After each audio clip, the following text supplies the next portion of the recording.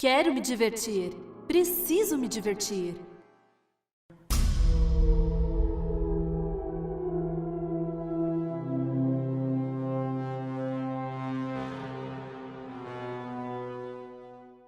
A vida é curta demais para nos darmos ao luxo de rejeitar momentos de prazer.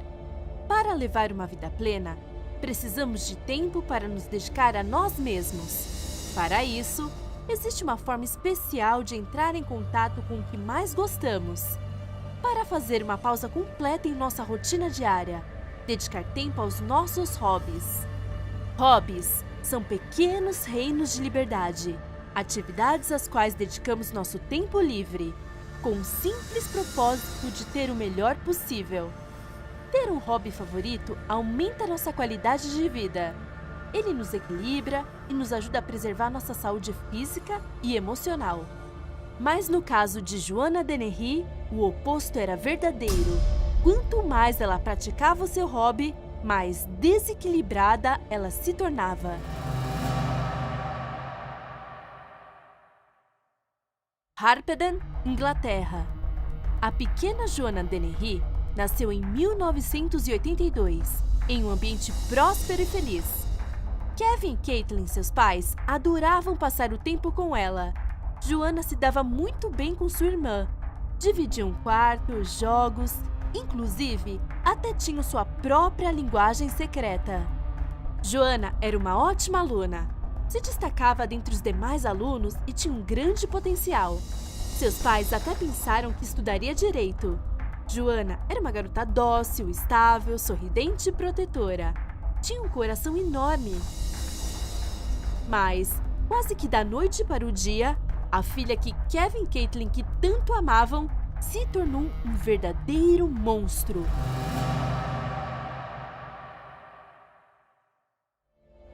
Foi durante a adolescência que Joanna caiu na rotina de maus hábitos. Começou a usar substâncias, a roubar dinheiro da sua família e sair com pessoas perigosas e faltar às aulas. Agora era irascível, violenta, irritada, incontrolável. Uma mudança tão radical que logo a levou ao seu primeiro ato de rebeldia: fugir de casa com John Trenor, seu primeiro namorado. O jovem, 5 anos mais velho, deslumbrou Joanna a tal ponto que a fez desobedecer todas as ordens de seus pais. Saiu de casa da família e deixou tanto seus pais quanto sua irmã arrasados. Durante os 4 anos seguintes, Joanna teve 2 filhas e largou as drogas. Parecia que sua rebeldia finalmente havia se acalmado, que Joanna estava começando a amadurecer. Mas, assim que sua segunda filha lhe deu um pouco de descanso, sua abstinência se converteu em um verdadeiro inferno para ela. Assim, Joanna voltou a cair em excessos e descontrole, o que resultou no abandono das crianças para que pudesse sair e ir para festas a qualquer hora. Desse modo, Joanna foi se tornando cada vez mais agressiva e passou a maltratar John, seu parceiro. A vida junto com Joanna era uma verdadeira aprovação. John estava cada vez mais farto de seu comportamento irresponsável. Suas filhas não mereciam crescer em um ambiente tão tóxico e traumático. Então, em 2009, e depois de ser ameaçado por Joanna com uma faca de 15 centímetros, John finalmente decidiu colocar um basta.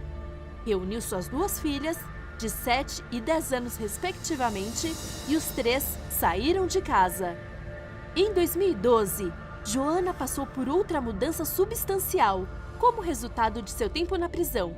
Primeiramente, foi presa por cometer uma agressão. Mais tarde, foi internada em um hospital psiquiátrico, onde foi diagnosticada uma personalidade antissocial. E então, ao sair, conseguiu um emprego em uma imobiliária, um trabalho que lhe permitiria acessar diferentes casas, algumas residências nas quais cometeria os futuros crimes. O primeiro deles seria cometido em 19 de março de 2013. Joanna tinha começado a sair com Lucas Slabowski, um funcionário de armazém de 31 anos. Ambos mantinham um apaixonado relacionamento amoroso, e seus encontros eram verdadeiramente explosivos. Portanto, Quando naquela noite Joanna propôs um encontro tórrido, Lucas concordou sem questionar. Sabia que, mais uma vez, colocariam em prática alguma estranha perversão e isso o excitava. Joanna tinha marcado de encontrá-lo em uma das casas que sua imobiliária alugava, ao norte de Peterborough. Então, Lucas chegou e assim que abriu a porta, Joanna o esfaqueou no coração. O jovem morreu na hora. Imediatamente, Joanna arrastou o corpo para fora de casa, o colocou em uma lata de lixo e obrigou uma adolescente que por acaso estava de passagem a contemplar o corpo massacrado de Lucas. Seu objetivo era que a garota espalhasse o ocorrido para, dessa forma, se tornar uma famosa assassina. Mas a adolescente ficou com tanto medo que decidiu não contar a ninguém. Aquele plano fracassado havia frustrado Joanna e não teve escolha, a não ser exterminar novamente.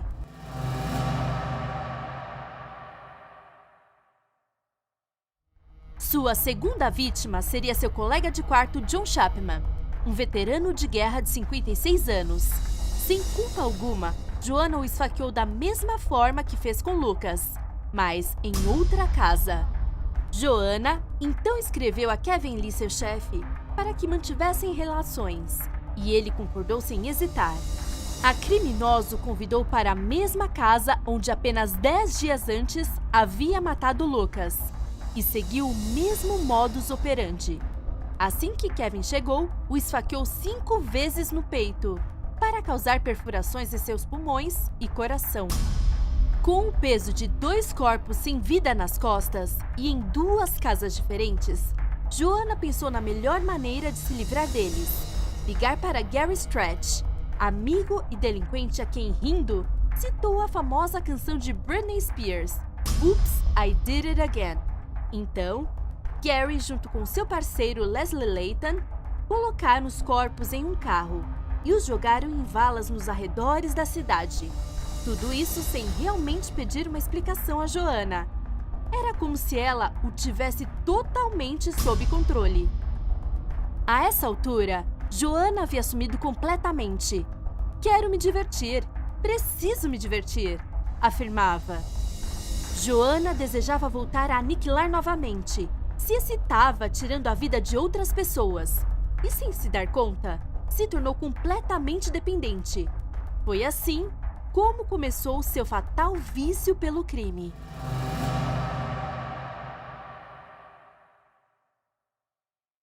Desse modo, Joanna escolheu aleatoriamente sua quarta vítima, Robin Bezerra, de 64 anos. O homem passeava calmamente com o cachorro pela rua, quando Joanna apareceu por trás dele e o esfaqueou violentamente. Minutos depois, em um beco sem saída, fez o mesmo com outro homem, John Rogers, de 56 anos. Enquanto isso, seu amigo Gary a esperava dentro do carro para fugir das cenas do crime. Mas o que Joanna não contava era que ambos os sujeitos sobreviveram aos ataques, apesar da gravidade dos ferimentos. Assim, Robin e John conseguiram fornecer informações importantes sobre sua criminosa. Uma tatuagem de estrela que tinha abaixo de um de seus olhos. Além disso, Joanna havia sido vista por algumas testemunhas e capturada pelas câmeras de segurança da área. Com todos esses indícios, a polícia traçou um retrato falado eficaz da suspeita, que logo revelaria a identidade da assassina.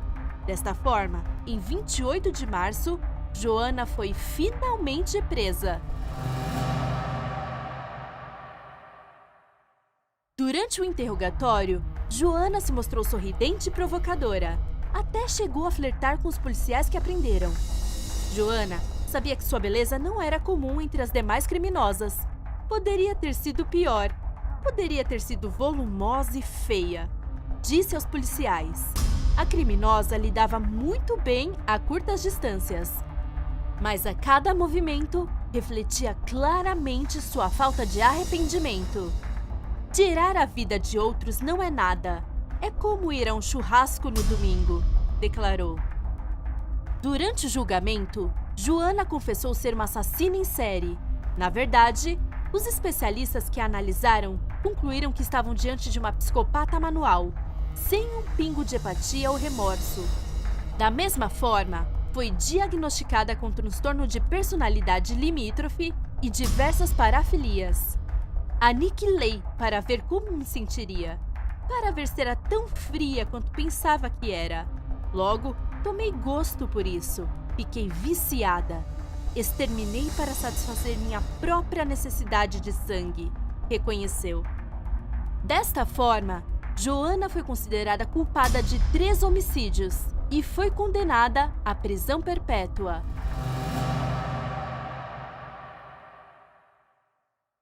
No veredito, o juiz escreveu que Joanna era uma mentirosa compulsiva, calculista, manipuladora, maliciosa e cruel, e que em nenhum momento havia se mostrado arrependida. Em suas próprias palavras, Joanna não sente nenhum remorso pelos assassinatos. Afirmar o contrário seria mentir. Via o sangue como uma espécie de fetiche. Após a sentença, Joanna foi enviada para a prisão, assim como seu cúmplice Gary, que também foi condenado à prisão perpétua. Assim, Joanna passou a ser considerada como a mulher mais perigosa do sistema penitenciário. Joanna desfrutava de grande respeito e admiração entre os detentos. A olhavam com desejo, a obedeciam e jamais questionaram seu papel. Os internos caíram aos seus pés. Joanna, sem dúvidas, tinha um estranho controle sobre eles. Portanto, não surpreende que a história de Joanna tenha inspirado livros e documentários. Afinal, a Londrina havia feito mal até a sua detenção. Mesmo na prisão, continuou com seus escândalos macabros, com sua tentativa de homicídio da famosa Rosemary West, motivo pelo qual tiveram que transferi-la para outro complexo. Desde então, Joanna se encontra na prisão de Rosenfield, nos arredores de Ashford. Ali, Joanna elaborou diversos planos de fuga e tentou se matar cortando sua própria garganta, mas tudo sem sucesso. Tudo o que resta para Joanna agora é aguardar a sua partida para o outro mundo, enquanto pratica atividades como yoga, pilates, tai chi ou meditação.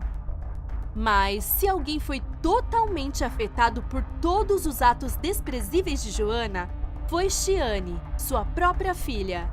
Ainda hoje, Shiane fala com a sua mãe para tentar superar o fato de ela ser uma assassina em série.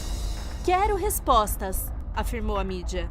Mas isso não significa que Shiane deseja um relacionamento próximo de sua mãe.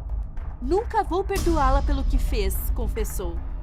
É que Shiane precisa saber como Joanna desenvolveu seu lado psicopata, porque não há um dia sequer que ela não pense em sua mais temida incógnita na vida. Me tornarei a mesma que minha mãe? Na Inglaterra, havia uma mulher viciada em crimes que se excitava causando dor às vítimas, tirando suas vidas e enterrando seus corpos em valas. Mas, graças ao testemunho de 2 sobreviventes, a polícia conseguiu capturar a sinistra assassina em série. Era Joanna Dennehy, a mulher que aniquilava seus paqueras por diversão.